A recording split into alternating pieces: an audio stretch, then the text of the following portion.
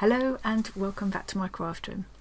Well, I've got a whole new idea to try today that I hope some of you might like to have a go at as well and play along with me. I think I've had it in my head for a little while, been meaning to get around to it, and I think this is going to be really fun. So something I love to do, I really enjoy doing, and I come back to time and again, is neurographic art, or I tend to call it neurographic doodling. I will link to a video I've done before about that, but if you put in neurographic art on into YouTube or Google search box, you'll find loads will come up. And it's a really, it's a fun, relaxing technique, and it's a meditative, it's therapeutic. It's just really fun to do, and I always love how it turns out, And another thing I really love to do is slow stitching. Equally meditative, takes a bit longer.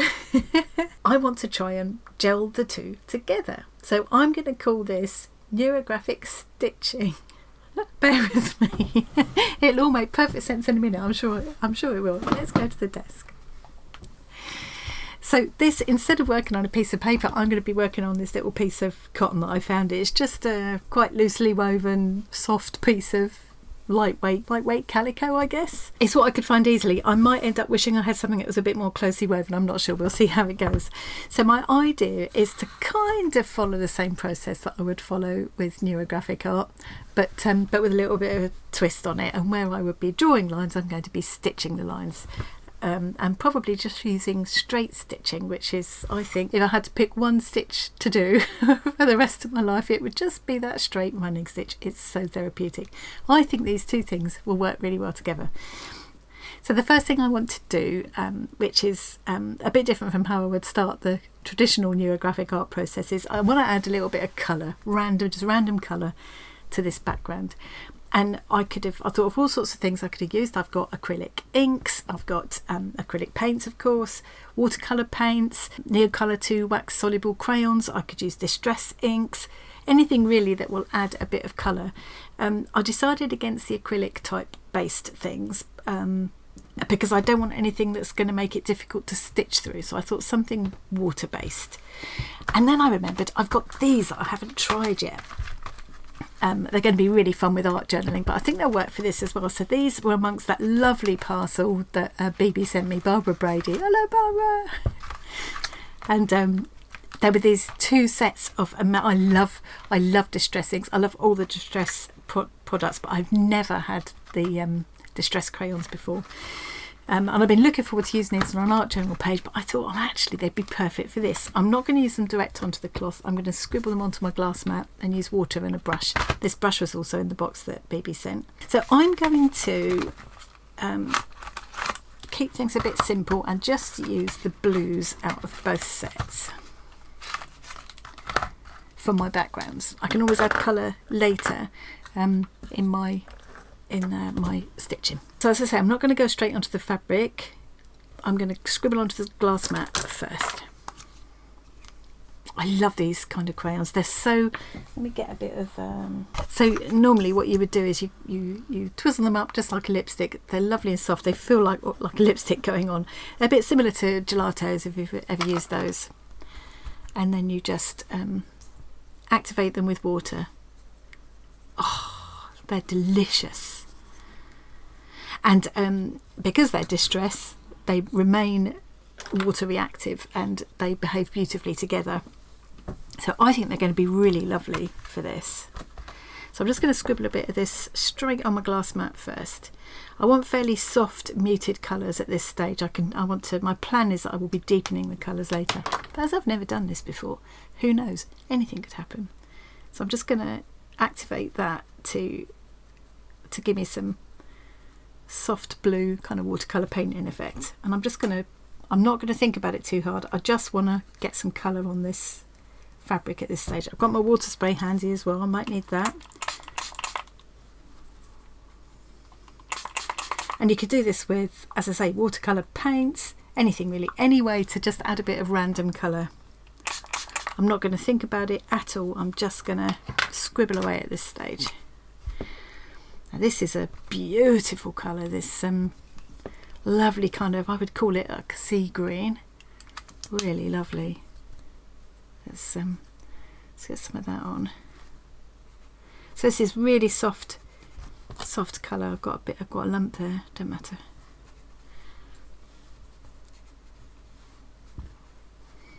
So you could just, if you've got those, I haven't got any right handy, like coloured sprays. I can't think of any of the makes of them now. I used to use them a lot when I was doing a lot of art journaling and scrapbooking and things. I used to use those coloured ink sprays.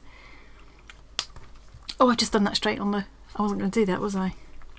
Oh well, let's see how it works. I might regret that, but it might be fine. Oh, that's okay. That's okay. I don't want the scribbly lines, you see. So as I get this wet, it will carry the colour out and I'll get that nice soft kind of blending. I don't want to ruin that brush. Let's get more of a scrubby brush a minute. Just to get those edges, just to get those, I don't want the scribbly lines. That's because I was chatting away, not thinking what I was doing. There we go. That'll be okay. So this is going really soft now as it dries. Have I used this one yet? Don't think I have. So yeah, if you want to play along with this, just grab a piece of any sort of light colour. You know, this is just sort of off-white. I think when I start with it, sort of fairly, yeah, white or cream really, because otherwise you're not going to get, you know, you won't get the true colours. I'll just add colour to it. Don't need to add colour all over really, although I probably will, because I always find it difficult to know when to stop. But I will be going in and adding more colour again later as well. I'm at the stage where I've got a vision for how this is going to turn out. It remains to be seen whether I can make it actually happen. They're so versatile, these kind of crayons. I think I'm going to enjoy the effects you get where, like here, where you've got the sort of puddles of water. I think I'm going to really like that. I mean, I could even swipe it through like that. Just anything to start getting some colour on there really. Just wondering if I should have some more of that brighter green as well, because it's still in the same colour family, so it will all harmonise, won't it? Yeah, where I'm getting these lines here, I really like that look. It's just going to add to the sort of interest later on.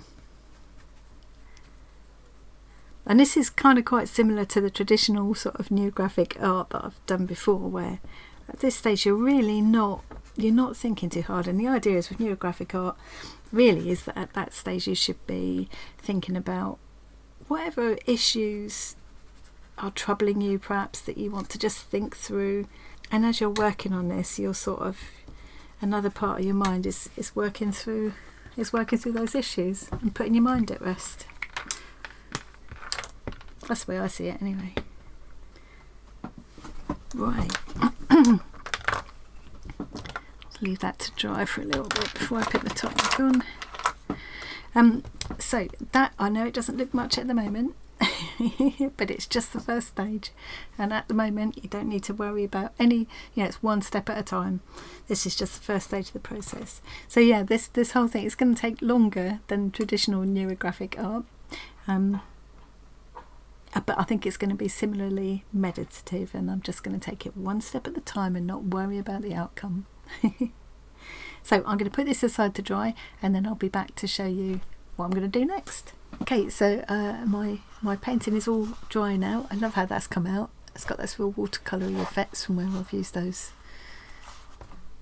watered down distress crayons. That's just the kind of subtle bit of something in the background that I wanted. Later on I'll probably end up intensifying the colour quite a bit, and I might bring in Inktense pencils then, or I might go back to the distress crayons, or I've got distress inks as well and sprays, so but yeah, at the moment that's all the colour I want. And the next thing I'm going to do, oh, sorry if you can hear the dog barking, it's been all hammering and drilling all week, and when that stops the dog starts. So for someone who's extremely noise sensitive as I am, it's really difficult to think when you get intrusive noises like that. Anyway, I've put this over a bit of white paper just so you can see it a bit better. So the next thing I'm going to do is kind of, well, just the same as you would do with, traditional neurographic art. and I'm just going to draw myself some lines. And again, the idea is to kind of think about the issues you're wanting to work through, sort out in your mind while you do this, and just spend no more than a couple of minutes just doodling some lines. And I'm just going to kind of doodle them like that, sort of, you know, loopy lines. The only rule being that I start at one edge and come off at another edge. I'm not leaving any lines kind of dangling in the middle. So at this stage I tend to go left to right, and I'm going to use this friction pen, which is a heat erasable one. So these are designed to, I'll just show you on a bit of paper. Here we go. So it just looks like a normal ink pen like that. And then you, if you use it on paper, you just use this other end. Oh, it's dirty. Oh, that's dirty. Get that clean first. You just use the other end to erase the lines.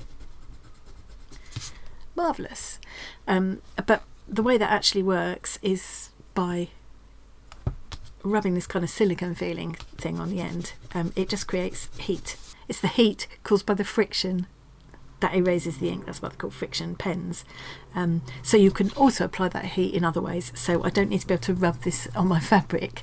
I can blast it with a hairdryer, put it over a radiator. It's one of my favourite things. Iron it. Any kind of heat will just erase the pen. Incidentally, if you were to put it in a freezer, it would come back. So I'm going to use that, but you could just use a light pencil mark. It's all going to get covered with stitching anyway, so if I can't make this work, I'll use the pencil instead. That's why I've got that handy. I'm going to take this off because it's just a little bit smaller and that might mess things up. And I'm going to try and, I've never done this before, so I don't know how it's going to work. I could put it on a frame to hold it taut, but I don't really want to mess about with the frame if I don't have to. So I'm hoping I can just kind of hold this taut as I go. And as I say, if I can't make it work with the pen, I'll do it with a pencil.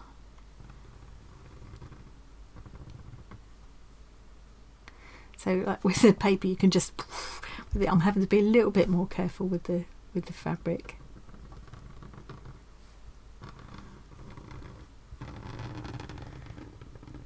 But yeah, it's not too difficult.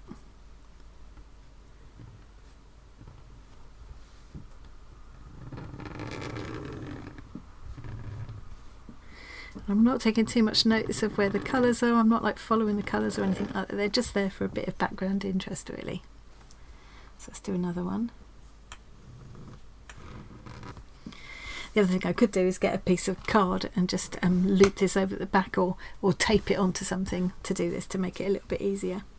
Okay, and now I'm going to do a couple of lines sort of more top to bottom.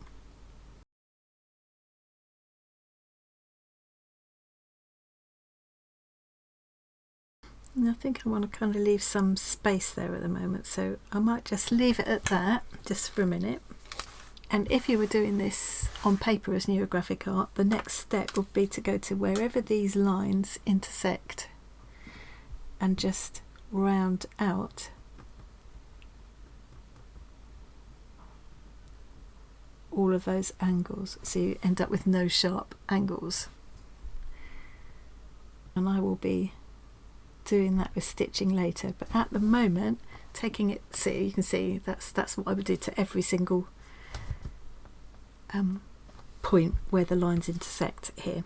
But at the moment, my next step, I'm taking it one step at a time. My next step is just to stitch all of these lines, and I'm just going to do that with a plain running stitch. And I've decided I'm just going to use black thread throughout at this point. I might want to do some coloured stitching later. At the moment, I'm going with just black, because I'm kind of echoing how I would do it if I was doing this on paper. I've got my little whatnot handy, so what I will do in a minute is probably wind this black thread onto one of these, and then I can take this downstairs with me later. Okay, so I'm just going to tie myself a little knot, and then I'm gonna, I think I'll stitch right to left because that's easier. Just put a little knot there, leave my knot at the back, and I'm just going to stitch along these lines. And if some of the lines show, it doesn't matter, because once I apply heat they'll disappear anyway.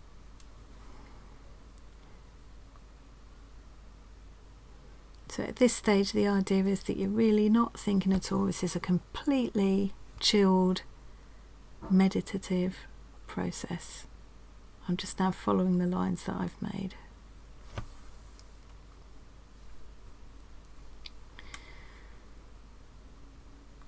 Okay, I'm going to have a lovely time catching up on some other people's videos while I sit and stitch this. I'll be back in a minute. Right, so I finished doing a line of running stitch with just the 2 strands of embroidery cotton along all of those lines. Part way through, you can see what point I was at. I decided that fabric I was stitching into was just a bit too flimsy, so I've put an extra piece of, it's a bit of an old shirt of John's actually, on the back to give it a bit more substance. It feels easier to stitch into, and also because I'm using black thread and that fabric was so thin you could see where I was carrying the black thread across the back, which I didn't like the look of. So next thing I want to do is just add a couple of shapes in. I'm just going to use circles because I like circles into these sort of more blank areas on here. So this is where, with the whole kind of neurographic doodling thing, you start to kind of take control of what's happening a little bit and add things in where you think you want them. So that's that one. This was a little bit smaller.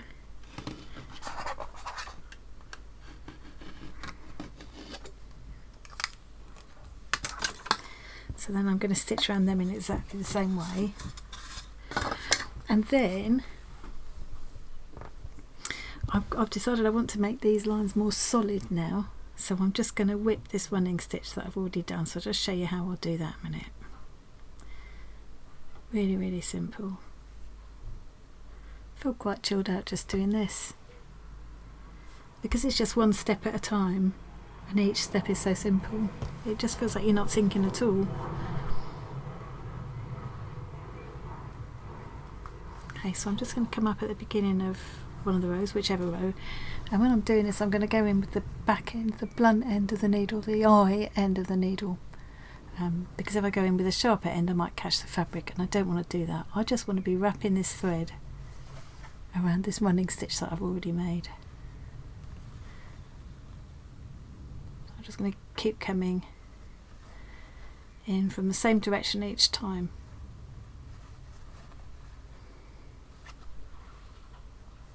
So you can see it's very, very simple, very easy going, and I'm just following that stitch that I've already made. Okay, so I'm going to go through and do that, finish those 2 little circles, and then the next step will be these little areas where the lines intersect, where in the traditional neurographic art I'd be filling that in with a little pen. I'm going to do a little kind of cross stitch here, but I'll show you that when I come to it. Okay, back in a minute. I've finished that. I'm ready for the next stage. It looks like a tangle of threads on there, doesn't it? So I've stitched all my lines, and what I want to do now is do these little crosses at all of the intersections, like that, just across, just to sort of, just to echo that thing that you do in neurographic art where you just soften all the angles, round out all the angles. So all I'm doing is bringing up my thread near to the intersection, just taking a stitch across it, just 2 little straight stitches across each one, and then rather than start a new thread each time, there we go. So that's all I'm going to do there, rather than sort of fasten it off and start again. The next one I want to do is here or here, just pick a nearby one. I'm just going to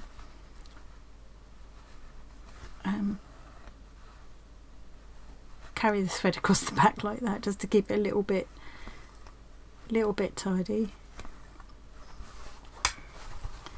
And now I can yeah, so I'm right there now, and then I can just do my little 2 straight stitches. Just going to end up being like a little star at every intersection. Oops.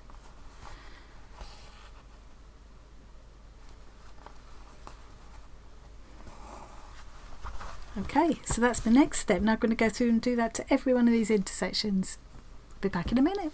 I love it. It's just like one step at a time, just chill. Right, I have finished doing all the stitching, all of my lines, and I've put little crosses and in some cases stars over all of the junction points. And I was going to add more colour at this stage before I started stitching into it, but I think I've got enough. I quite like the subtle colour that I've got there, and I'm going to use that as my sort of guide, I think, for where I'm going to use which colour stitches. I think mostly I'm just going to use little straight stitches, but I might feel the need to do a bit of chain or something, I'm not sure. I'll see how I feel about it. I've picked out these colours, so I'm going to stick with this kind of harmonious colour scheme. I want the whole thing to feel quite these are very peaceful colours to me. It did occur to me, so I put that there to remind me to say you could equally well do this on a dark colour piece of cloth, or even something like denim, and do it with the light colour threads. That'd look really nice as well. So I'm just gonna, I think what I might do first is just kind of follow the lines that are here already. So with my stitching, I won't bother to draw the lines this time. I'll just follow it with my needle and just follow kind of around where the lines are, but just go off piste a little bit, just overlap them, and you know, and then I'll probably fill in some of these sections with like little seed stitches or whatever I feel like doing. Seed stitches, if you don't know, are just little straight stitches. This is all just, I'm not doing fancy embroidery stitches. They're just basically not much more than straight stitching. But if I feel like doing a fancy embroidery stitch, I'm not going to let it stop you now. If you want to learn some new embroidery stitches, Christine over on Create and Craft with Christine, I'll put a link to her. She's doing a little like series of little mini videos every day, I believe. She's going to try and do one every day, showing different stitches. She's going A to Z through loads of different embroidery stitches, and she's already shown a couple that I've never seen before. They're really fun. And she was doing one this morning. Was it called Ainu? See, I can't remember already, but it was basically just a straight stitch that you then kind of elaborated on. So I might feel like trying out some of those stitches that Christine is showing on here. Or I might just stick to straight stitches. I'll see how I feel and how the mood takes me. And then once this is all done, I will probably trim this back to where I've done my tacking there, and straighten it all up and put a binding on it or something. I don't know, maybe put a backing on it. No idea what I'm going to do with it. That's not the point. The point is just to kind of enjoy the stitching of it, really. I'll think about that later. So, oh God. So, I hope you enjoyed that. I hope you liked that little idea. It's really just an idea at the moment. Never done it before. Still waiting to see how it's going to turn out. I'll say goodbye for now, and I will either edit this tomorrow and follow it up with a later video, or I'll pop back in a minute and show you how it turned out. We'll have to see how it goes tonight, I think. Thanks for joining me. I'll see you again soon.